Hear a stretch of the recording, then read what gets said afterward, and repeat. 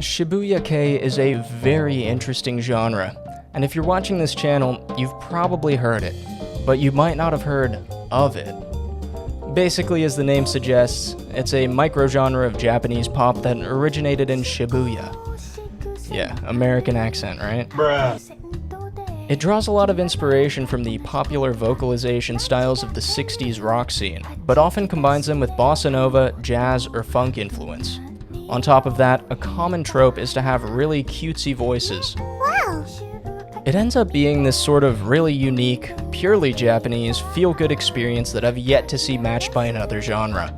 Shibuya Kei's influence is also strong in the breakcore and electronic spheres right now, as many Shibuya Kei songs are sampled throughout the discographies of artists like Machine Girl and Goreshit.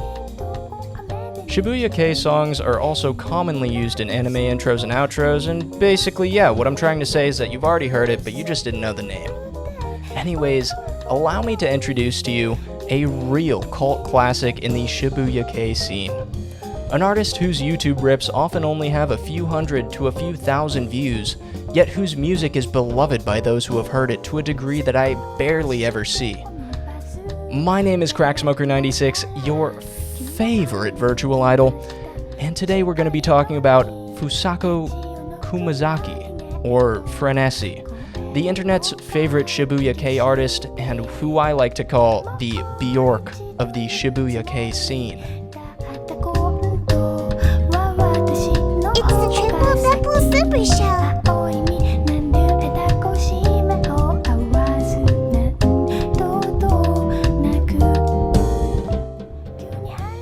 Frenesi's most popular album, Cupra, published in 2009, has made its rounds on the YouTube algorithm recently, and sits comfortably now at almost 200,000 views. This album is often considered her best work and is definitely her most popular. It's been sampled by artists like Machine Girl on her Wolf Girl album, and Mimi Death on the aptly titled track, Frenesi. Anyways, I gotta say, this album has so much of a bossa nova influence that I'm almost tempted to label it as just bossa nova. But, you know, with Frenesi's cute-ass half-whisper voice that absolutely carries the album, and gives it a level of head bob that it wouldn't have otherwise, it's definitely Shibuya Kei. This is the kind of music that plays into the elevator to heaven, I swear. It's just nice. This album makes me envision a brighter future for myself, that's all I can say.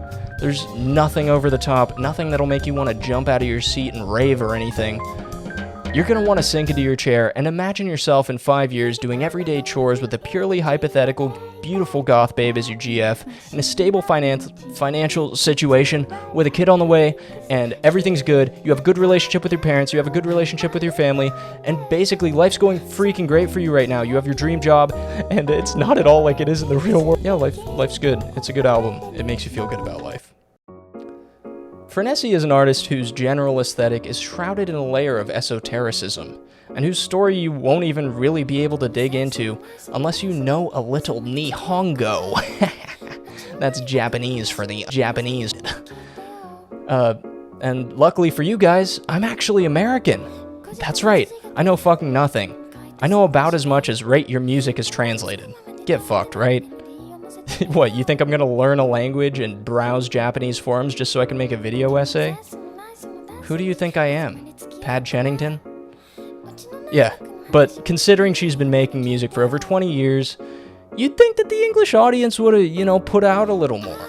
You know, she's got a pretty big and pretty decent English following, and it's just kinda interesting that there's so little about her on the internet. But yeah, her whole thing is basically like cutesy, cryptic lyrics and imagery. You know, many people have said her older work is almost unsettling, especially if you understand the lyrics. But I don't.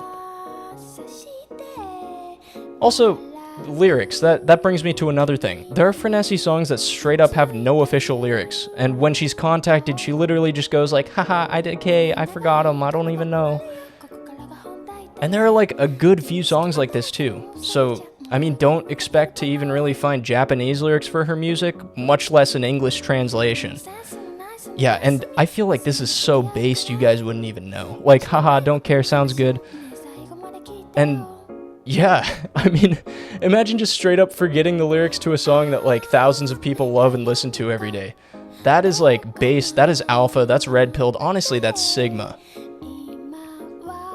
Now, one of these no lyrics songs is one of my personal favorites.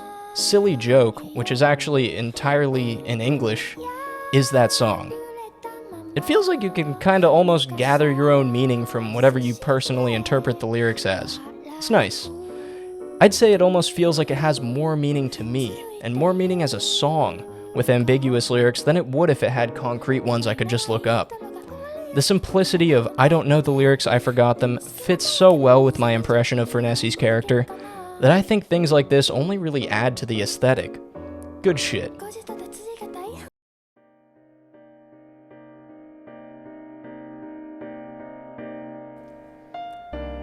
Now, Frenesi's first musical alias was Naphthalene Squall, which we are not supposed to bring up. And yeah, I respect the artist's wishes, but I'm pretty sure she just meant like don't re-upload her old songs because she's kind of embarrassed of them or something. So instead, we'll just talk about them.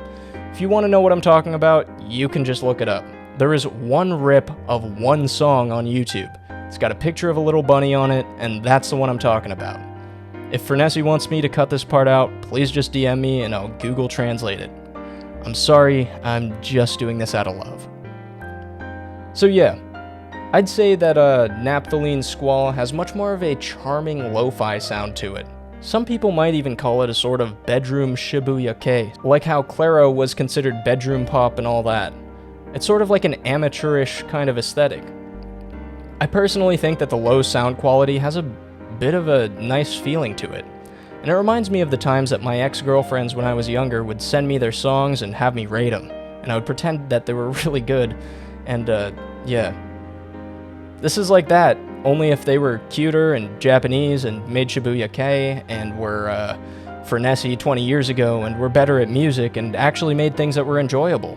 So basically, what I'm trying to say is it has more of a personal homebrew kind of feel to it, and it's charming in its low production quality. I don't care if she's embarrassed by it, it's good. I listen to it, you know? Yeah, the Naphthalene Squall alias is very underground, and a lot of the links relating to it are dead, with many songs being lost to the sands of time, only existing in the memories of Rate Your Music people who probably have it somewhere on a hard drive but refuse to upload it. As I said, only one YouTube rip. That's surprising for any artist, especially one with such a cult following. But in fact, the same thing kind of stands with a lot of old Frenesi songs in general, albeit to a much lesser degree than Naphthalene Squall. The success of Cupra on the YouTube algorithm has helped this, and it's led to a lot of new rips being uploaded and new fans being exposed. However, a lot of the releases are still scarcely available, so if anyone has them, please send them to me. While she still is indeed a cult classic, the cult is definitely growing. And you can tell based on the success of Cupra and the multiple samples featured in electronic music artists' discographies. All in all, the best way that I could say what I'm thinking in a way that you'd understand is that Frenesi is like the Bjork of Shibuya Kei. She's weird, she's cryptic, she makes good music, and while her fanbase isn't exactly mainstream, those who do enjoy her music do so to a large degree. On top of all of that, you know, both her aesthetic and her lyricism are said to be pretty weird. That's pretty Bjorky to me. All she's missing now is a die-hard stalker who's willing to do anything and everything for her hand in eternal heavenly matrimony. And considering Veronica left me last year, I'd say it's a better time than ever to break out the old camcorder and make some video diaries. But yeah, jokes aside, I would never become the Bjork stalker for Frenesi. I would never ever do that in my whole entire life. Yeah, she's great, and I really love her music. It's really nice, makes your brain feel good. Go check out Cupra, and if you like that, you're good to dive into the rest of her stuff. And for all my producers out there, I will say she makes a very good sample. Hey, don't take my word for it, listen to some Machine Girl, listen to Wolf Girl, that's like her most popular album. Overall, the numbers I'm pulling out of my ass for this one are going to be 9 out of 10 for Cupra as an album, and 8.85 out of 10 for Frenesi as a whole, in terms of the entire discography that I've heard. Also including the Naphthalene Squall. Truly a legend. Alright, so here's why she's like Bjork. This is me justifying my clickbait. Number 1, cryptic imagery. Number 2, mysterious shit. Number 3, cute-ass voice. Number 4, I am going to stalk her and send a package to her house. Number 5, underground cult following of people on the internet who fucking worship her, but yet still a small fan base. Now you might be thinking to yourself, wow, that sounds like bullshit. That sounds like you just made that up. And the truth is, yeah, I made it up. What are you gonna do about it? Huh? What are you gonna do about it? Yeah, nothing. That's what I thought. So, she's basically Bjork. That's all I'm saying.